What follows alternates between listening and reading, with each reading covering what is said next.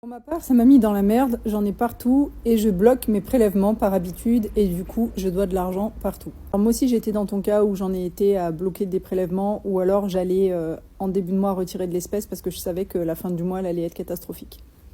Sauf que c'est le meilleur moyen pour rester dans la merde. En fait, à un moment donné, il faut sortir la tête du sable, arrêter de faire l'autruche et affronter ce qu'on a à affronter. T'as des dettes, tu le sais, c'est pas en bloquant des prélèvements, et au fond de toi, tu le sais très bien, c'est pas en bloquant les prélèvements que la dette va s'effacer.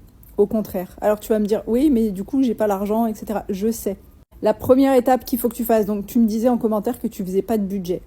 Ça déjà, c'est un signe que tu galères financièrement. Quand on fait un budget, on voit les chiffres en face. Et du coup, on prend des meilleures décisions au cours du mois.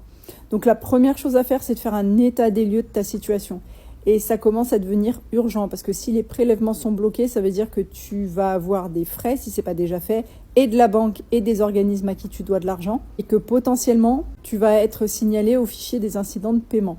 Donc, pour éviter ça, vraiment, et pour ton bien-être, parce que là, tu n'es pas sereine, tu stresses, et ça va rester comme ça tant que tu fais rien. Ce que je te conseille, c'est d'affronter la réalité, ça va faire mal, tu vas pleurer un bon coup, tu vas crier, tu vas enrager, ok, mais les chiffres seront sous tes yeux. Donc tu vas prendre ton dernier relevé et tu vas regarder tout ce qui est sorti de ton compte.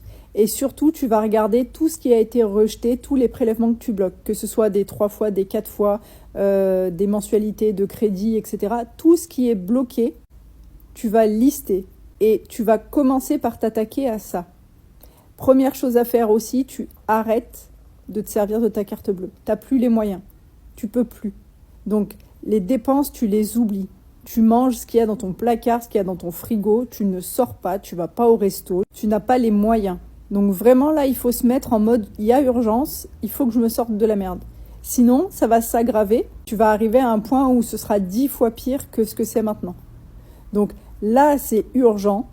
Mais tu peux encore rectifier si vraiment tu te ressaisis et si vraiment tu te prends au sérieux. Donc regarde sur le mois qui vient de passer, là, tout ce que tu as dépensé. Où est parti ton argent? Tu prends une feuille de papier et tu réécris tout ce qu'il y a sur ton appli bancaire. Tu vas voir où est passé ton argent. Ensuite, tu vas voir tous les prélèvements et tu vas noter tous les prélèvements qui ont été rejetés. Et tu vas faire le montant de ce que ça représente comme somme. Ensuite, tu vas contacter ces organismes-là et tu vas trouver un échéancier avec eux. Que ce soit des magasins, des enseignes pour des 4 fois sans frais ou des organismes de crédit, essaye de trouver un échéancier parce qu'à chaque fois qu'ils vont présenter un prélèvement et qu'il est rejeté, ils vont te mettre des frais et la banque va te mettre des frais. Tu n'as pas besoin de ça en plus pour aggraver la situation. Et ensuite, pour le mois qui arrive, tu te concentres sur l'essentiel et tu oublies le reste. L'essentiel, c'est payer son loyer, payer l'électricité, avoir à manger et payer son assurance de la maison. Grosso modo, c'est ça l'essentiel. Tout le reste, ça dégage, t'as pas les moyens. Récupère cet argent. Et si tu vois que malgré tout, même si tu as baissé au maximum toutes tes dépenses, ça suffit pas à te remettre à flot, tu vas prendre tout ce qui traîne chez toi, toutes les fringues que t'as jamais mis ou que t'as mis qu'une fois ou qui te vont plus, tous les bibelots, les objets déco, le mobilier ou quoi. Il faut que ça termine sur Vinted, Le Bon Coin, Facebook Marketplace et eBay dès ce soir.